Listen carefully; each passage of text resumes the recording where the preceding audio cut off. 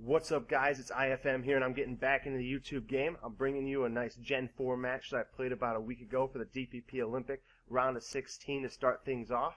This match was against FLCL, and I was bringing a pretty offensive team for this game. I got myself a lead Aerodactyl. I got a trifecta of setup sweepers, the Dragon Dance Tyranitar, the Calm Mind Suicune, and the Calm Mind Jirachi.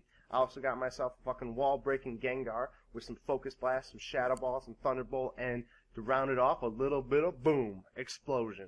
And then, finally rounding out the team, I got my catch-all Revenge Killer, the Choice Band Scizor, always a great Pokemon, probably at its best in this 4th gen, in that Gen 4. So, start this battle off. As you can see, I lead with my Aerodactyl, like I said, and he's got a Smeargle, and I'm like, what the fuck, did he just bring Baton Pass against me? Seriously? So I'm about to shut that down. I'm going to go for the taunt. He's not going to really do anything against that Aerodactyl once I taunt it. I mean, he can obviously switch out, but I'm like, I'm not fucking with Baton Pass at all. And he goes for the Spore. So I stop it, I get my Stealth Rocks up. And then he goes for a U-turn, so I'm like, thank God this is not Baton Pass, because, trust me, Baton Pass is just like, it's the stupidest thing ever, especially in Gen 4. And so he sends in his Jirachi, and I see that it's got Leftovers Recovery, so I know it's not a Choice Scarf variant with like an Iron Head or something. So I feel pretty safe here to just go for an Earthquake. And he's thinking that, oh, this Jirachi might scare his Aerodactyl out, because it could one-hit with like an Expert up, with like an Iron Head, I mean, even from a Leftovers variant. So he goes for the Calm Mind. Thankfully, I predict correctly, get the Earthquake, and then I make a boss-ass play, because I'm like, this guy's not going to stay in again. I can get some more damage up. And he switches into his Rotom Watch, which is a huge threat to my team, and I bop it with a Stone Edge. Now, that's just a great play there, because Rotom Wash is a huge problem for my team, so you probably noticed I don't have any electric resistance at all, so I don't have a whole lot of things to switch into this. So getting that much damage on it early is so huge. And then, kind of counter it, I go and I send in my Tyranitar. And what's big about that is I get my Sand up this game, and Tyranitar's got a pretty high special defense stat, so I can take a couple Thunderbolts, and the Sand's going to chip him down if he decides to switch out, but instead he just stays in. I bop him with an Ice Punch. I get the quick 6-5 lead, and I get some momentum going to my side. But unfortunately, Tyranitar is not the fastest Pokemon in the realm, so he's able to send his Smeargle in, get a Spore off, get something sleeping, and I decided to like let my Tyranitar take the sleep, because I feel that with it, it's not going to really do much the rest of the game being that low, and I can let it take the sleep so something else isn't going to go fall asleep, because you don't really want to sacrifice a full health Pokemon to the sleep when you have that perfect option in Tyranitar right there to take the sleep. So after that, I switch to my Aerodactyl, and I decided to just fire off an Earthquake, as he already got his Stealth Rocks up on my switch, and he's able to U-turn out again and get a little bit of momentum. But I got him down to 7%, so that Smeargle is not switching back in, because keep in mind I got that Sandstorm up, I got the Stealth Rocks up, so even if he spins, Sandstorm's probably going to kill him and shit. So the Smeargle is basically dead, and you can just use it for Death Fodder. And that also means he's not going to be sleeping anything else this game, so I'm free to just sacrifice my Tyranitar right here to the Bullet Punch, to that Scizor, and without worrying about him putting something else to sleep, because he's not getting in Smeargle in again to do that. And so here comes my second of my 3 setup sweepers. Tyranitar didn't get to do a whole lot, but it's time to get Jirachi rolling. I go for the Calm Mind, and just like I said, he's just going to get that Smeargle out of the way, just kind of scout my moveset, and just see what I'm running. So he sees that I go for the Calm Mind, and he's like, okay, this is Calm Mind Jirachi. I don't know it's a little bit, Calm Mind Jirachis, they always have Psychic, but you can get a lot of different moves. You can get Thunderbolt, you can get Hidden Power Ground, you can get Hidden Power Fire, you can get Grass Knot, you can get Wish. A lot of variety on the potential movesets, you can be wondering. So Tyranitar is generally a pretty good safe switch, and he can go and he can get his Dragon Dance off.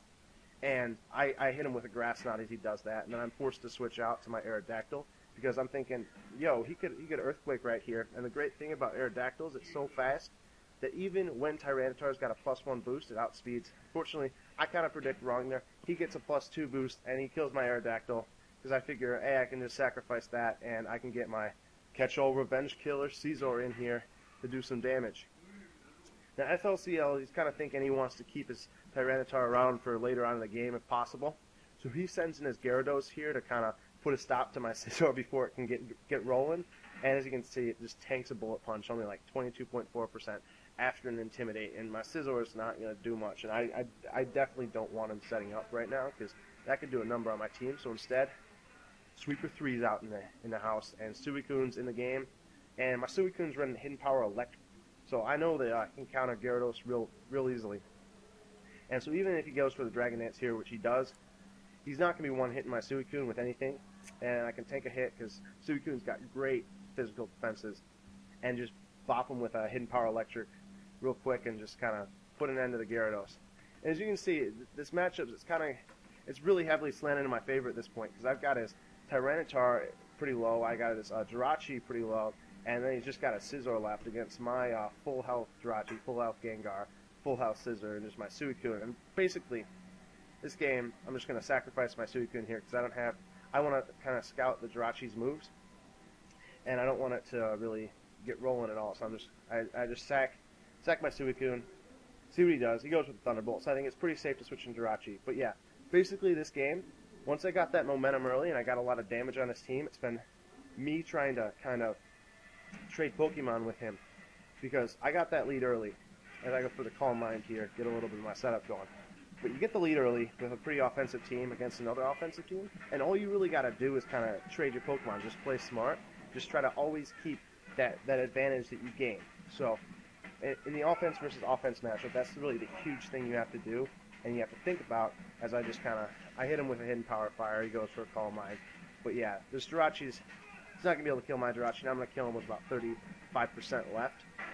But yeah, when you play offense, you really want to get your momentum going early, because if you start stalling and you don't get rolling at all, then it's pretty easy for the opponent to try to just kind of pick you off. Because the way I like to think about it is, stall teams, they're more like you just kind of want to play super safe with them. Offense is more around trying to predict and get your game going. And as you see, he's actually got a Choice Scarf Scizor there, able to take out my Jirachi, but his Tyranitar is low, and I still got my full health Gengar and full health Scizor left.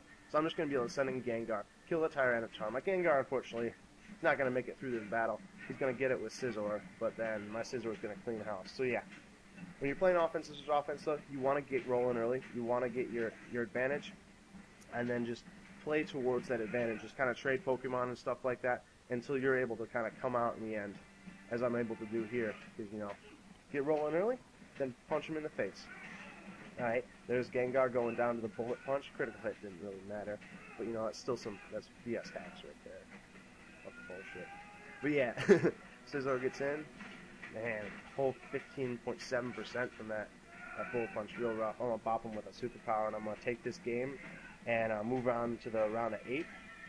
And yeah, this has been IFM, breaking in the new YouTube channel. If you want to see me any particular generations of overused, I can play them all, so just leave a comment, like, subscribe, and I'll be back later with some more videos. IFM, out.